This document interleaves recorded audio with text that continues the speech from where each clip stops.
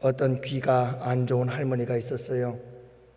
할머니가 밖에 나갔다 집에 돌아오는데 뒤에서 뭔 소리가 들려서 가만히 들어보니까 같이 가 처녀, 같이 가 처녀 그러면서 부르는 거예요.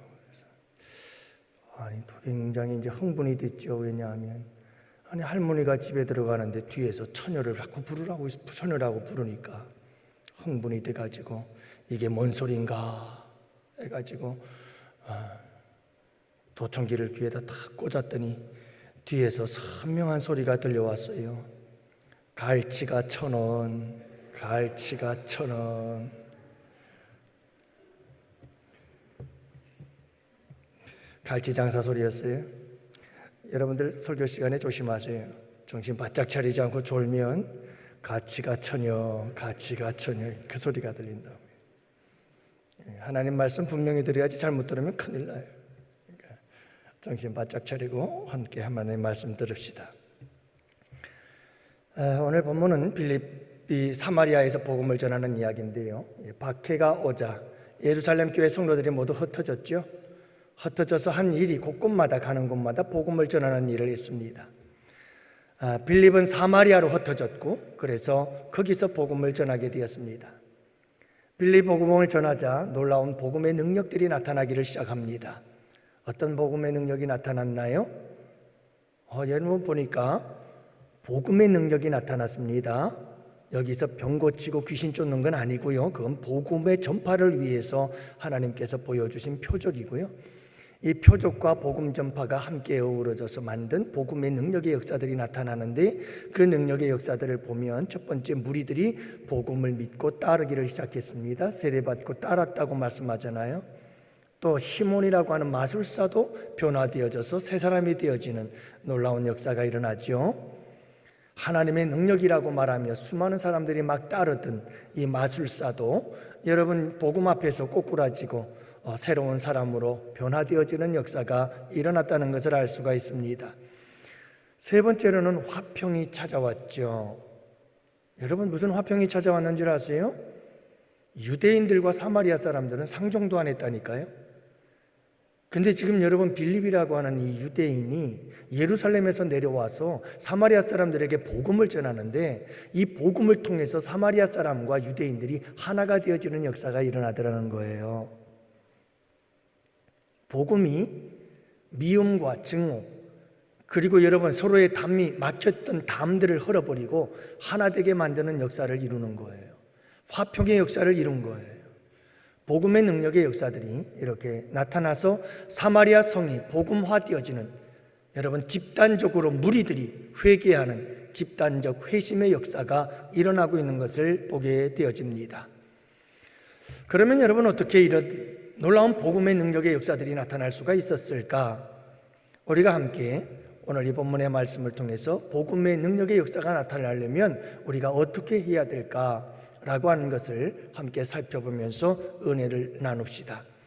먼저 여러분 복음 그 자체가 능력입니다. 할렐루야. 복음이 뭐죠? 복음은 예수님이십니다. 예수님의 성육신 하늘의 영광 보좌 버리고 이 땅에 오셨다. 인간의 몸을 입고 이 땅에 오셨다.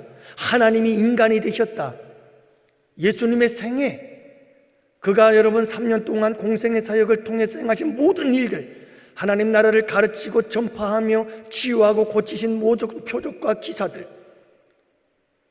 그리고 예수 그리스도의 핵심적인 생애의 사역 가운데 중심이 되는 십자가와 부활의 사건, 나아가서 예수님의 승천과 그리고 예수님의 재림, 이것이 여러분 복음이에요. 예수님 이야기가 복음이에요. 예수님 그분 자체가 복음인 거예요. 여러분 이 복음이 능력이에요. 이 복음 자체가 능력이라니까요.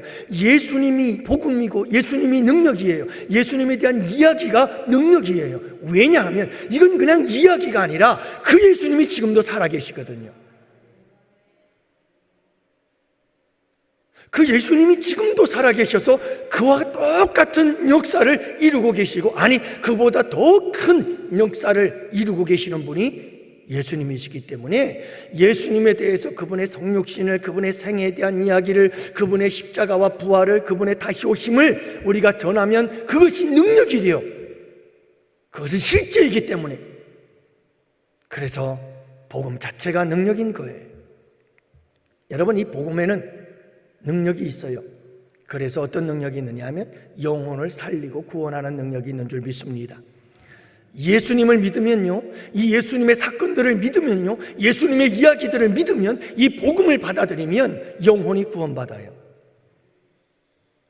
죽음을 넘어 천국의 소망을 이루는 역사가 일어나게 되는 줄 믿으시기 바랍니다.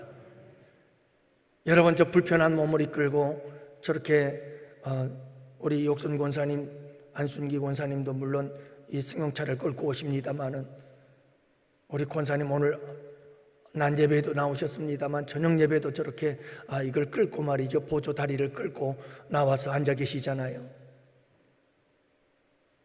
저렇게 여러분 교회를 사모하고 예배를 사모하는 이유가 뭐예요?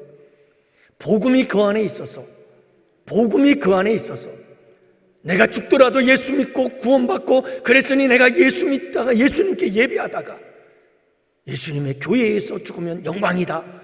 저는 이 믿음을 갖고 나온 줄로 믿습니다. 여러분, 복음을 믿으면, 복음을 받아들이면 영혼이 구원받는 역사가 일어납니다. 천국에 대한 소망이 있게 되어지는 겁니다. 새 생명을 얻게 되어지는 겁니다. 그래서 이 복음에는 죄를 이기는 능력이 있습니다. 이 세상을 이기는 능력, 죽음을 이기는 능력뿐만이 아니라 여러분, 복음에는 죄를 이기는 능력이 있는 줄을 믿으시기 바랍니다. 그래서 모든 인간은 누구나 다 죄가 왕노릇해요. 뭐가요? 사람들이 속고 살아가요. 내 인생은 내 거니까 내 마음대로 산다? 천만에요. 여러분들 내 마음대로 살아집니까? 여러분, 내 인생은 내 마음대로 사는 게 아니에요. 내 속에 누가 있느냐 하면 죄의 권세가 있어요. 그래서 죄가 내 안에서 왕노릇한다. 이게 하나님 말씀이거든요. 여러분, 나도 어쩔 수 없는 내 안에 죄가 있어서 그 죄가 나를 움직여요. 그래서 우리 모두는 다 그 죄의 종노릇했고 그 죄의 노예가 되어졌었어요. 죄가 우리 안에서 왕노릇하고 있는 거예요. 여러분, 내가 가지고 있는 죄의 습관이 고쳐집니까? 그게 쉽게 고쳐져요? 내 언어의 습관이 여러분 쉽게 고쳐집니까? 내 삶 속에 있는 나쁜 습관들이, 잘못된 습관들이 그게 쉽게 고쳐집니까?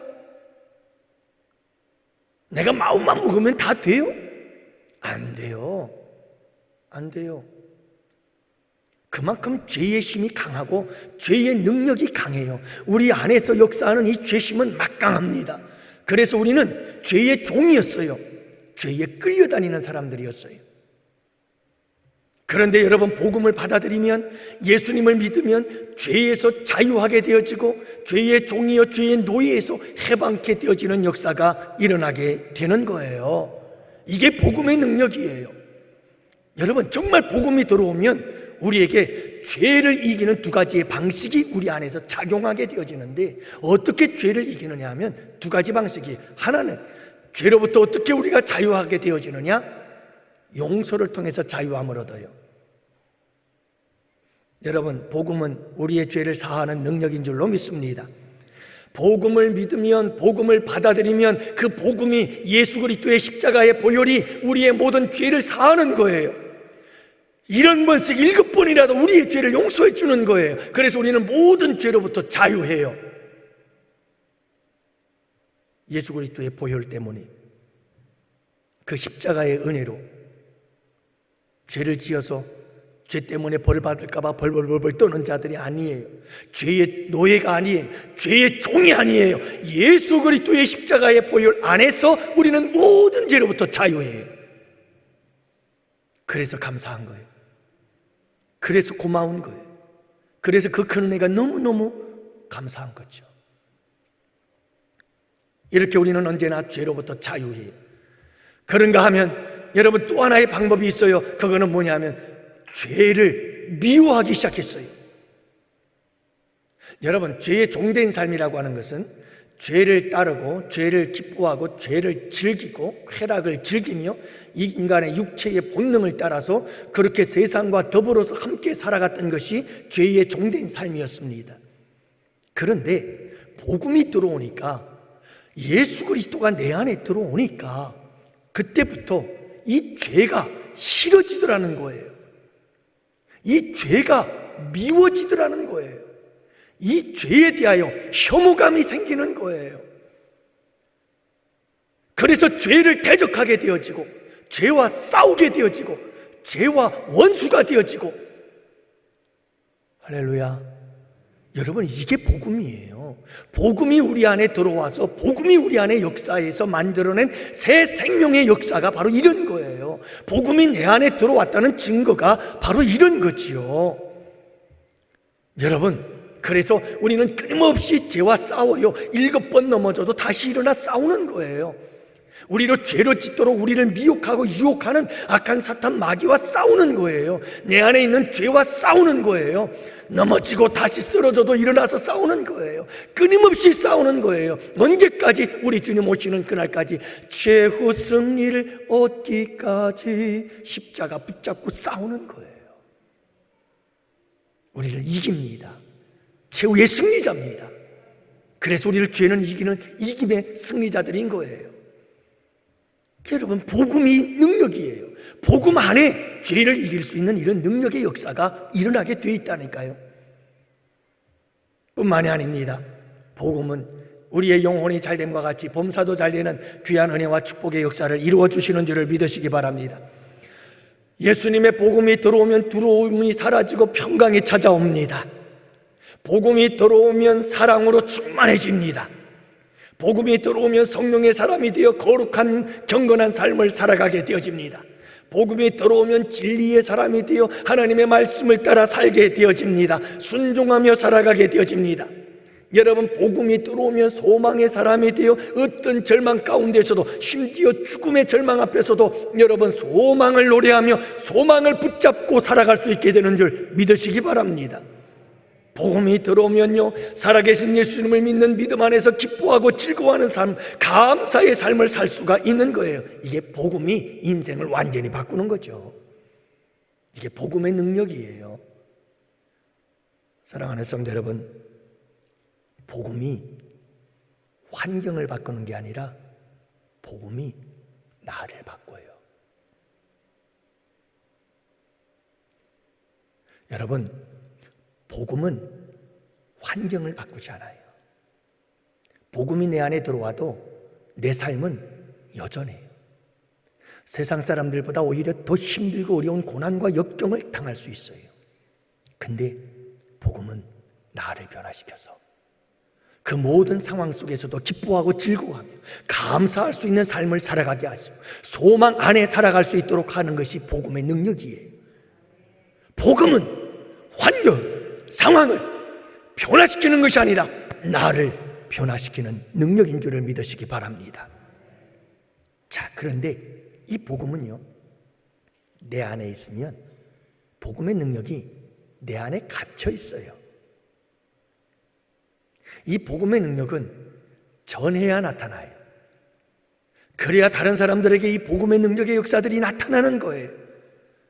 나에게도 나타나지만 이 복음은 내 안에만 간직하고 있어야 할 것이 아니라는 거예요. 이 복음은 우리가 능력의 복음을 전해야 된다, 이 말이에요. 전할 때 복음의 능력의 역사가 나타나는 거지요. 사랑하는 성도 여러분, 복음은 전하기만 하면 능력이 있어서 능력의 역사가 나타나게 되어 있습니다. 오늘 5절 말씀해 보니까 빌립이 사마리아 성에 내려가 그리스도를 백성에게 전파하니라. 백성들에게 전파하니라. 4절에도 전파했다. 흩어진 자들이 전파했다. 복음을 전파했다고 말하고 있어요. 여러분, 복음을 전하면 반드시 능력이 나타날 수밖에 없는 이유는 복음의 능력이 있으니까. 반드시 나타난다니까요. 문제는 전하지 않는 게 문제죠. 전하지 않는 게 문제예요. 여러분, 교회 안에서도 복음은 계속해서 전파되어져야 돼요. 왜냐하면 교회 앉아있는 모든 성도들이 다 구원에 이른 것이 아니거든요. 아직도 복음의 능력을 경험하지 못한 사람들이 있어요. 그래서 복음은 계속해서 전파되어져야 돼요. 교회 안에서도 교회 밖에서도. 여러분, 그런 말 있잖아요. 종은 울려야 종이다. 울리기 전까지는 종이 아니에요. 노래는 부르기 전에 노래가 아니에요. 사랑은 표현하기 전에는 사랑이 아니에요. 복음은 전하기 전엔 복음이 아니에요. 복음의 능력이 안 나타나요. 전해야 복음의 능력이 나타나죠. 여러분, 우리가 복음을 받았다면, 복음의 사람들이라면 우리 여러분 모두가 복음을 전하는 우리 성도들이 되시기를 축복합니다. 우리의 삶의 현장에서 복음을 전합시다. 가정에서도 우리의 자녀들에게 말씀드렸잖아요. 우리 자녀들에게 우리는 무엇하는 사람이다? 복음을 전하는 전도자다. 여러분, 이 사실을 잊지 마세요. 이거 완전히 달라진다니까요. 태도가. 내가 엄마야, 내가 아빠야, 이 태도하고요, 자녀를 대하는 태도하고요, 나는 복음을 전하는 전도자야 라는 생각을 가지고 자녀를 대하는 태도는 완전히 다르다니까. 여러분, 말 한마디 조심하지 않으면 전도는 무슨 전도요? 아니, 엄마 아빠나 잘 믿어요 이렇게 돼버린다니까요. 큰일 나요. 근데 우리는 가정에 가도 엄마 아빠로 살려고 그래요. 좋아요, 엄마 아빠도 좋지만 여러분, 거기 잊지 마세요. 사명으로 살아야 돼요. 나는 예수를 전하는 복음의 전도자라는 사실을 잊지 마세요. 말 한마디 행동 하나하나 조심조심 해야 돼요. 큰일 났네, 이제 오늘부터. 여러분, 어디서든 마찬가지예요. 직장에서도 마찬가지입니다. 여러분, 나는 그냥 직장인이야 라고 생각하고 직장에 출근해서 생활하는 하루와, 나는 직장에 복음을 전하는 사람이야, 나는 하나님께 파송을 받은 선교사로 이 직장에 온 거야, 이런 믿음과 사명을 가지고 여러분 직장 가서 생활하는 하루는 다르죠. 일하는 태도도 다르고요, 사람을 대하는 태도도 달라요. 그냥 대충 했다가는 전도는 무슨 전도요? 교회 욕만 묵죠. 사랑하는 성도 여러분, 우리 모두 가는 곳곳마다 복음의 능력을 믿고 복음을 전하는 여러분들이 되십시오. 받든지 아니 받든지 신경 쓰지 마세요. 그거는 주님이 하셔요. 우리가 할 일은 뭐냐 하면 복음을 전하는 거예요. 원정수 박사 이야기죠.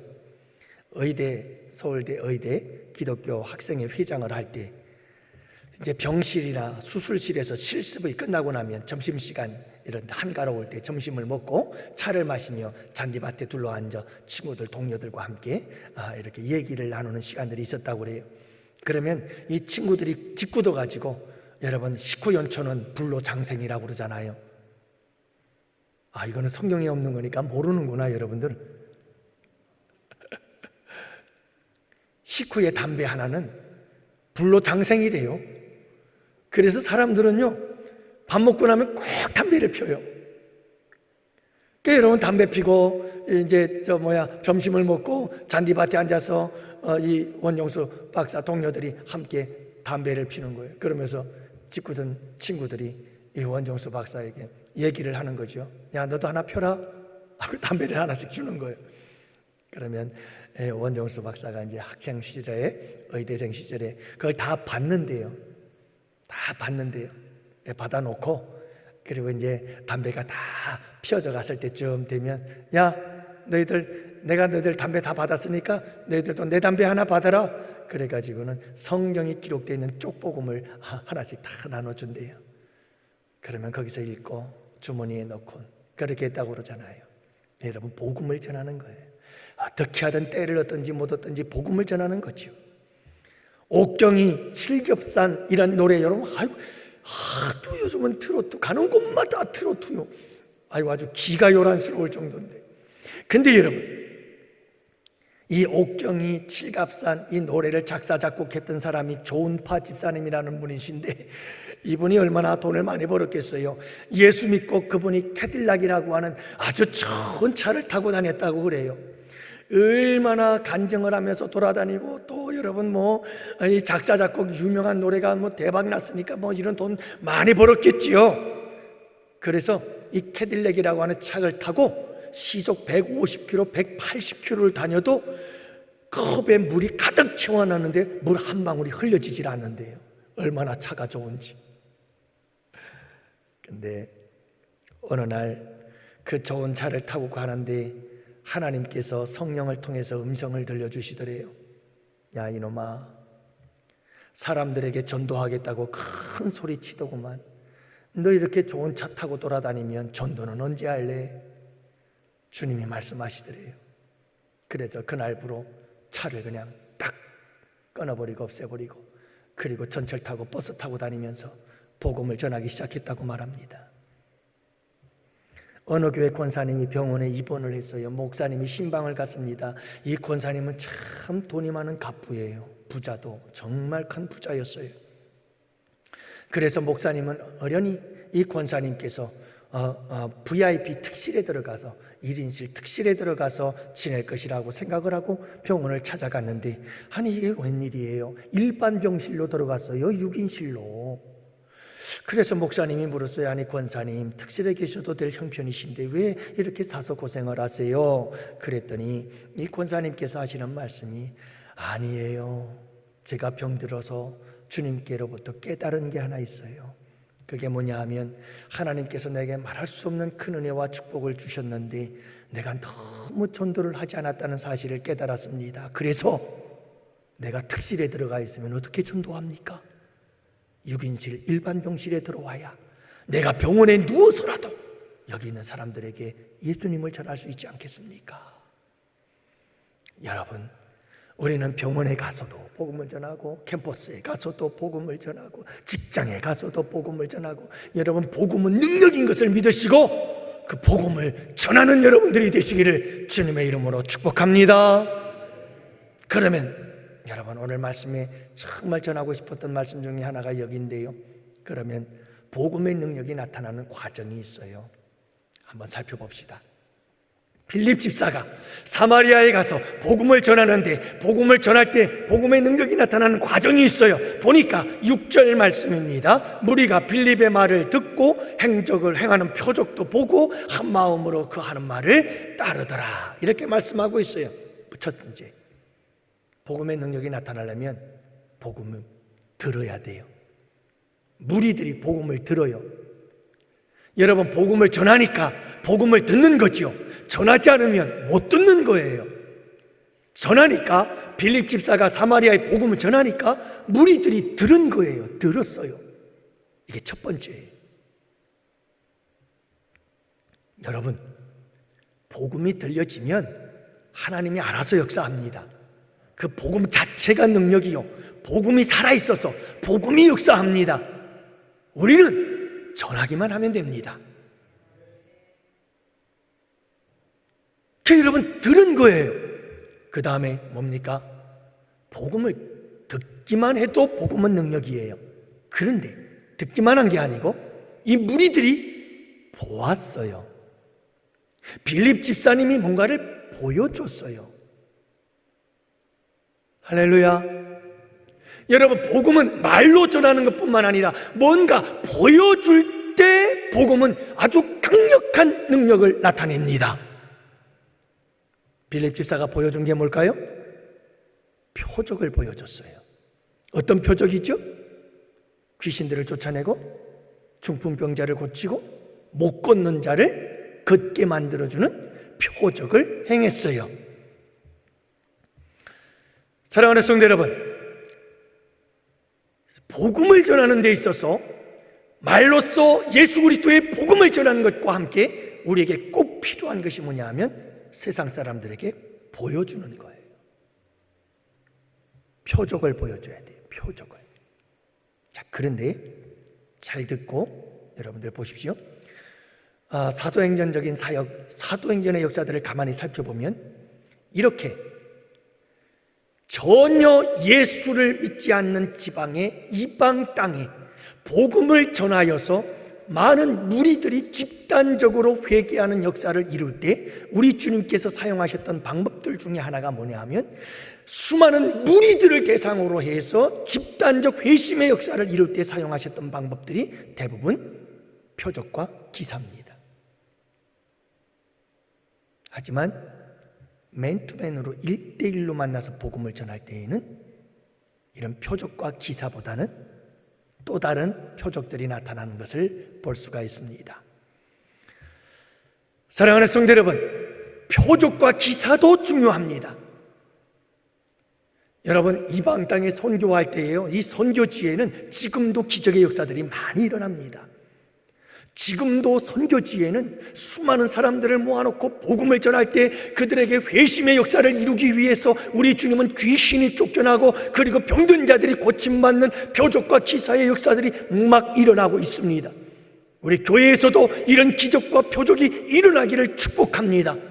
이런 표적과 기사는 복음을 전하는 데 너무너무 중요한 겁니다. 소중한 것입니다. 그런데 문제는 표적은 구하는데 복음은 안전해요. 이게 문제예요. 여러분, 예수님의 사역과 사도행전적의 역사를 보면 모든 표적과 기사는 무엇과 반드시 연결되어져 있느냐? 복음 전파와 연결이 되어 있습니다. 그래서 표적과 기사는 복음 증거를 위한 수단입니다. 예수님께서 사용하신 표적과 기사는 하나님 나라가 임했다는 사실을 보여주는 증거였습니다. 천국이 이 땅 위에 임했다는 사실을 보여주는 증거였습니다.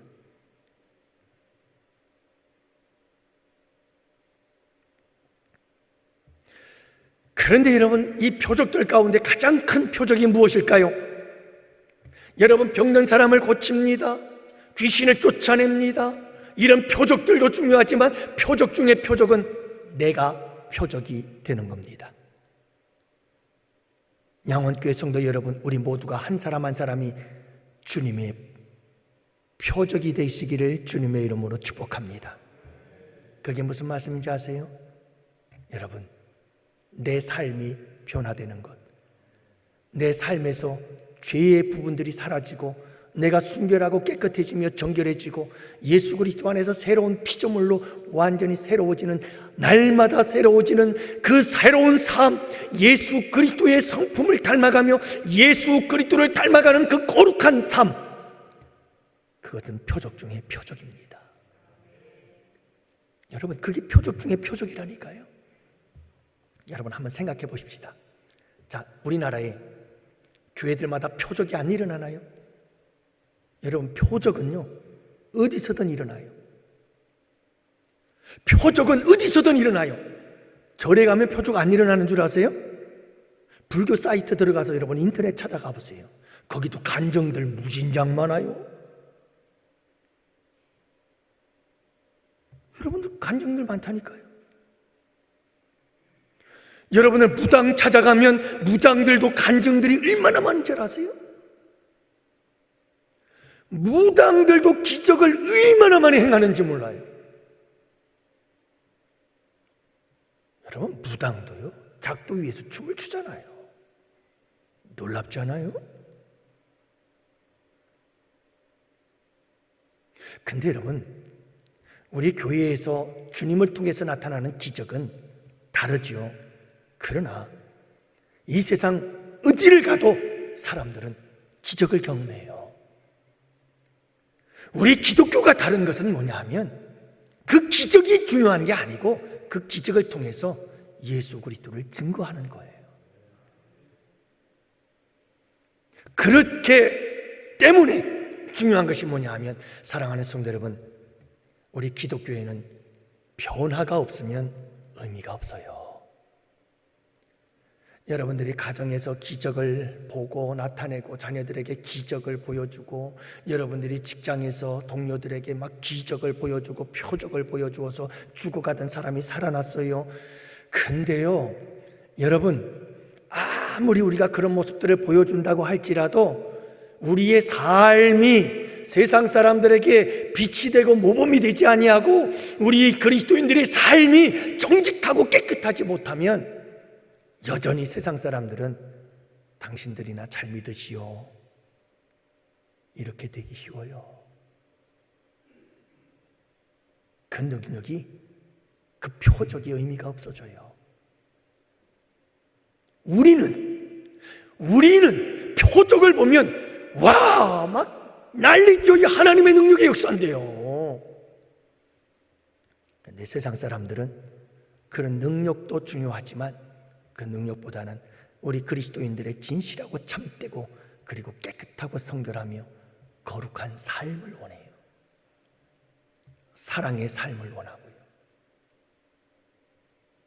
우리의 변화된 모습을 구하고 있어요. 예수 믿는 사람들의 다른 모습을 좀 보여달라. 예수 믿는 사람들의 그 독특한 그들만의 삶의 모습을 보여달라. 예수님을 닮은 삶을 좀 보여달라고. 세상 사람들이 여러분 교회를 향해서 기적을 달라고 얘기합니까? 세상 사람들이 교회를 향하여 외치고 아우성 치는 것은 그리스도인들이 그리스도인다운 삶을 살아달라는 거예요. 그걸 원하는 거죠. 저는 표적과 기사의 무용론을 주장하는 사람이 아닙니다.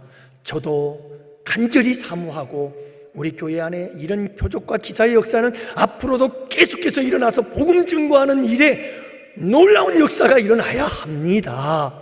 하지만 여러분, 그 표적과 기사 중에서도 가장 큰 표적과 기사는 우리 가운데 일어나는 놀라운 삶의 변화요, 우리의 성품과 우리의 기질의 변화요, 예수 그리스도를 닮아가는 거룩한 변화의 역사인 줄을 믿으시기를 바랍니다. 그 변화가 있어야 돼요. 그 변화가. 우리 예수님께 말씀을 들어보세요. 우리 예수님께서 뭐라고 말씀하시느냐? 마태복음 16장 4절에 보니까 악하고 음란한 세대가 표적을 구하나 요나의 표적밖에 보여줄 표적이 없느라 하시고 그들을 떠나가시니라. 여러분, 표적을 구하는 자들에게 악하고 음란한 세대가 표적을 구한다고 말씀하시면서 내가 보여줄 표적은 요나의 표적밖에 없다. 죽었다가 3일 만에 살아난, 물고기 뱃속에 들어갔다 3일 만에 다시 살아난 요나, 죽었다 살아난 예수 그리스도의 그 죽음과 부활의 사건, 이것만이 기적 중에 기적이라는 사실을 말씀해 주고 있으며 표적 중에 표적은 이거다라고 하는 사실을 주님께서 말씀하고 계신다는 사실을 잊지 마시기를 바랍니다. 그렇다면 예수 그리스도의 죽음과 부활은 무엇입니까? 2000년 전에 이 역사 속에서 예수님이 경험하신 예수님의 사건, 그것으로 끝인가요? 아닙니다.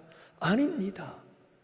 여러분, 예수 그리스도의 죽음과 부활의 사건은 지금 우리에게서 일어나야 하는 사건입니다. 매일 일어나야 됩니다. 매 순간마다 일어나야 되는 사건이라고요. 갈라디아서 5장 24절, 그리스도 예수의 사람들은 육체와 함께 그 정욕과 탐심을 십자가에 못 박았느니라. 여러분, 갈라디아서 5장 그러면 뭐가 생각나죠? 성령의 열매는 사랑과 희락과 화평과 오래 참음과 자비와 양성과 충성과 온유와 절제니 이 같은 법을 금지할 법이 없느니라. 여러분, 성령의 열매에 대한 장이 바로 그 성령의 열매에 대한 이야기를 하고 이 말씀하신 거예요. 그는 무슨 말씀인지 아십니까? 여러분, 예수의 사람들은요, 육체와 정욕과 탐심과 인간의 모든 죄성을 십자가에 다 못을 박은 거예요.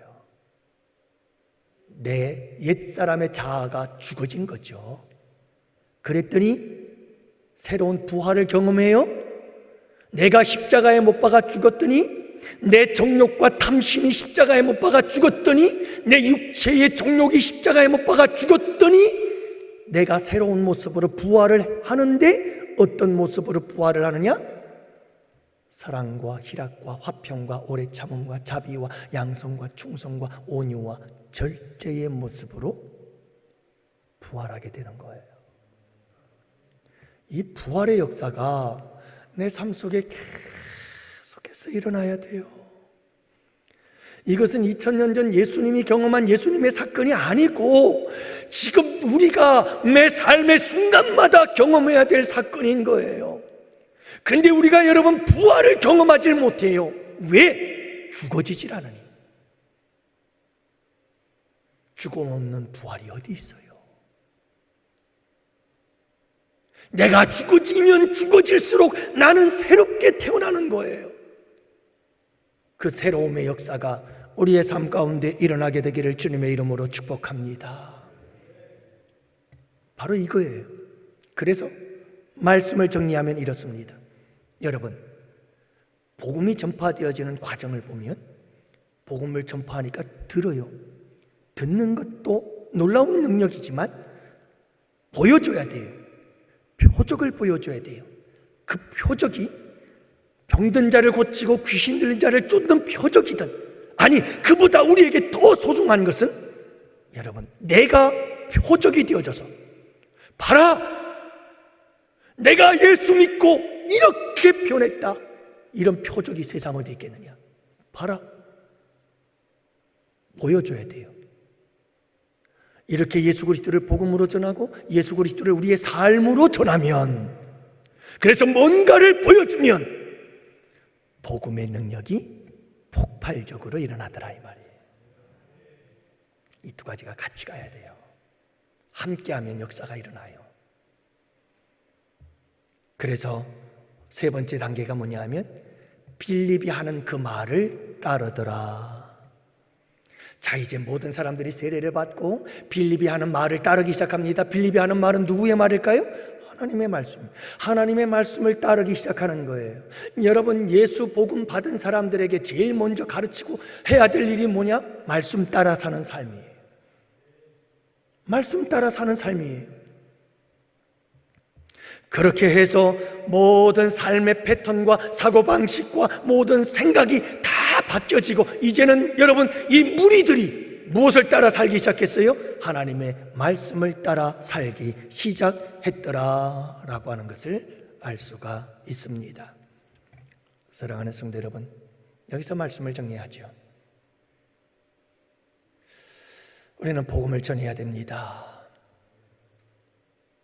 때를 얻든지 못 얻든지, 병원에서든 학교에서든 직장에서든 열심히 여러분 우리 복음을 전합시다. 무엇보다도 가까이에서부터 우리 자녀들, 가족, 우리 친지, 여러분 그들은 복음의 대상입니다. 그들에게 복음을 전해야 됩니다. 복음을 전할 때 여러분 표적과 기사도 중요하지만 정말 믿지 않는 우리의 가족들이 우리에게 바라는 것은 뭐냐 하면 우리의 변화된 삶의 모습입니다. 그들은 그걸 기대합니다. 그리고 여러분, 우리가 삶의 변화된 모습을 그들에게 보여줍시다. 그리고 복음을 전합시다. 복음과 함께 우리의 변화된 모습을, 복음의 능력이 내 안에서 역사하는 그 모습들을 우리가 보여준다면 여러분, 그들에게 복음이 들어가서 그들이 새 사람이 되어 하나님의 말씀을 따르는 구원의 역사가 일어나게 될 줄로 믿습니다. 그리고 놀라운 평화의 역사, 화평의 역사들이 일어나며 복음이 가는 곳곳마다 시몬이 마술사가 변하는 역사가 일어나고, 여러분 처처의 놀라운 구원의 역사들이 우리 양원교회에 늘 충만하고 풍성한 복된 교회가 되기를 주님의 이름으로 축복합니다. 기도합시다.